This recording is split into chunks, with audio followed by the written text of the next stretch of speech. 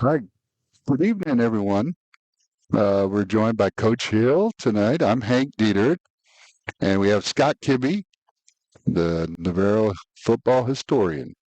And so, Coach, thank you for joining us tonight. Thanks for having me. And Coach, well, we'll go ahead and start out with the Antonian game. What a high-scoring affair that was. So, can you give us Yeah. your thoughts on that game? Yeah, it was, and that good news and bad news for us here. But I thought we showed a lot of promising things in a few phases of the game. Offensively, we were able to establish the run really well and made some hay in the quick game and hit a couple deep shots. But we had some guys playing really well up front. Offensive line is clicking right now, which is really really good. I think it goes without saying. Defense. Struggled with speed of the game a little bit. They had some great players and some great schemes. And we were our own worst enemy at times. And, coming in on Saturday morning with the kids to watch it, I think we realized that as a coaching staff. The kids saw some mistakes that were being made. And in the end, we got to own it. We didn't perform to the standard that's expected for us. And we got to coach them harder this week. And to their credit, they've bounced back, had a great week of practice. And I think we're ready to move on. All right. Scott, you have any Yeah. follow-up questions? Just talk about Dylan Trotty's game, first 200-yard rusher in 4 years. I was impressed because I've always thought of him as kind of just a speed back, just a guy to get you out, try to hit the corner with. But he's really following blocks. He was really kind of picking his way through. He had good vision the other night. Kind of what were your thoughts on his performance? Yeah, vision is a great word. He's got great vision, and up front, lines opening up some holes. Our fullback is Cedro Roca, did a phenomenal job all night long, and all of our schemes. Mainly the stretch is kind of our main play, the wide zone, and that allows running backs like Dylan to kind of stretch out the defense and then make a decisive cut vertical. And he's got a real knack for that. He's got an ability to see it and stick his foot in the ground and find those holes and get vertical. And then the thing about him, a good combination of size and speed. He's a guy on the 4x100 relay, but then also on the powerlifting team. So he's not easy to get down once you get your hands on him. So yards after contact was pretty high for Dylan last Friday. All Yeah, right, that was Coach. impressive too. I think we hadn't seen that aspect as much so far. So yeah. Absolutely. All right, Coach. Uh, can you talk a little bit in that game a little more about your special teams? What do you think of their performance against Antonian? Yeah, much like a lot of other aspects of our team, hit or miss. We've had some moments on our punt unit and our kickoff unit and our kickoff return unit that have had some really bright moments, and then we've had some moments to where it's really really close. And the thing about special teams is if a mistake is made, it's glaring and it sticks out to everybody. So we've got to get that cleaned up, and we're still moving some pieces around to try to fit the puzzle together. Really pleased with the kickoff return team. We had one to the house week one, and then last week we had two of them get returned past the 50, and then three more to the 40-yard line. That's always our goal to get it to the 40-yard line. So that unit's playing really, really well. We just got to get consistent in some other aspects. Your kickoff return was doing so well that Antonian started to say, "Hey, we don't want to get it to those deep guys." Yeah, right. And we take that as a compliment, really, as a return unit. When they start pooching it all the time and kicking it short, that means we're doing something right. And we've got some weapons up there playing the up back and the kickoff return team that if they get the ball in their hands too, they're just as dangerous. And a couple of times, I know Emerson Elder fielded a couple short kicks and he got it to about the 45 himself. And on the field, just watching it. He got 8 yards right there. Well, if they had kicked it off to the goal line and we ran it back 45 yards, we'd all be fired up. So we're happy with the field position that we're getting there. All right, thank you for that, Coach. Scott, anything to add? Nothing on that. All right. Well, now this week you go against the 1-1 Canyon Lake Hawks. Um, Yeah. I know you might be a little familiar coming from the Kamau ISD with Canyon Lake. Um, so, what challenges they present to us? Yeah, we've got, I know about them a little bit, but we never crossed paths at my former school. But I know they're talented. I know they're well coached. they've got some kids that play really, really hard. You know, it kind of reminds me a little bit of our kids, just in the sense that they're playing to the whistle, they're all out effort. Offensively, their offensive line's playing really well right now, and they've got a good quarterback and some talented skill players that he's able to dish it out to. So very multiple on offense, and then defensively, their front seven makes them go. They've got some talented ball hawks in the secondary, but their defensive line and linebacker are very, very active. On Friday night, we're going to see them slanting a lot and blitzing a whole lot. Really active unit and well coached up front. Hey, Scott, I think anything to add? one kind of similarity you have is that they're coming off the slot T. They're 1 year further. They were on slot team 2 years ago. Actually went from 2-8 to I guess 8-4 last year. But it seems like when we saw them last year, though in a real mistake heavy game, they beat Navarro, but it seemed like they were still adjusting to that a little bit. It looks right now, just taking the highlights I've seen, it looks like they're very comfortable in that offense, to say the least. Yeah, the adjustments have been made. They're clicking in year two, and it takes some time for those types of things to happen. And I think it's safe to say by the end of last year, and even mid-season, they were clicking. They were playing really smooth on both sides of the football, and this year especially, they're making a transition as well. But they're establishing the run game. They've got a talented back, a really good O line, and like I mentioned earlier, they're real multiple. They're able to get the ball spread across the field. So any players that we have to look out for, let's say offense first for Kenyon Lake, that we have to stop? For Kenny Lake, yeah, they've got I believe it's number 13, a really talented receiver.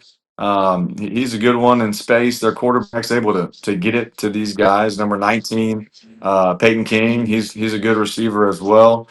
We got a little history. I actually had the privilege to coach him for a little bit at my last school, so I know he's a talented receiver. And they've got good fullbacks, running backs. Just they're solid. There's not a weak point. Something on the weekends coaches do is we're watching the film and looking, hey, where can we attack these guys? Where are they weak? And I don't know if they necessarily have many weak points sticking out. So offensively, I'd say across the board that they've got some guys. Okay. And on defense, is there somebody we have to watch out? Any linebackers or defensive linemen? Yeah, those D linemen are all really good. 44 and 52, I believe, are their numbers. Great get offs. They really use their hands well. And then number 6 and 33 are their two interior linebackers that they plug their gaps very quickly and with some bad intentions. What they get there, they're trying to hit you. And then number 15, number 0 are playing outside linebacker for them. They're real versatile. They can drop them back into coverage. They can blitz them off the edge. They're kind of Swiss Army knives for them.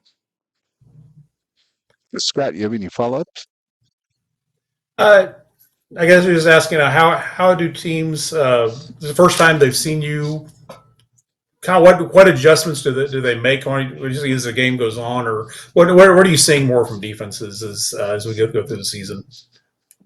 Yeah, defense playing against us just throughout the game. I think we were clicking on our wide zone last week, and we started to see linebackers fit some gaps a little bit differently. We started to see the safeties creeping up to get in the run fits, and that's something that we've got a great staff in the press box, and they're watching the film and watching the plays right away, and they're able to relay that message down to the sideline that there might be some other opportunities for us on offense, but. For the most part, when the run game gets clicking, people's answer is to load the box up, stop the run, get safeties involved, and maybe play some line games up front with their defensive line. So we'll be aware of those things, and we've got answers, and our kids have answers as well. That sometimes we'll change up some play calls, but other times they just know the answers already, just based on their knowledge of the offense, and they're really starting to grasp it now, and they know most of the answers before we even need to tell them. All right. Thank you for that, Coach. Now going on and focusing on what we have to do, what was the emphasis on defense this week to stop Canyon Lake? What was there any points of focus?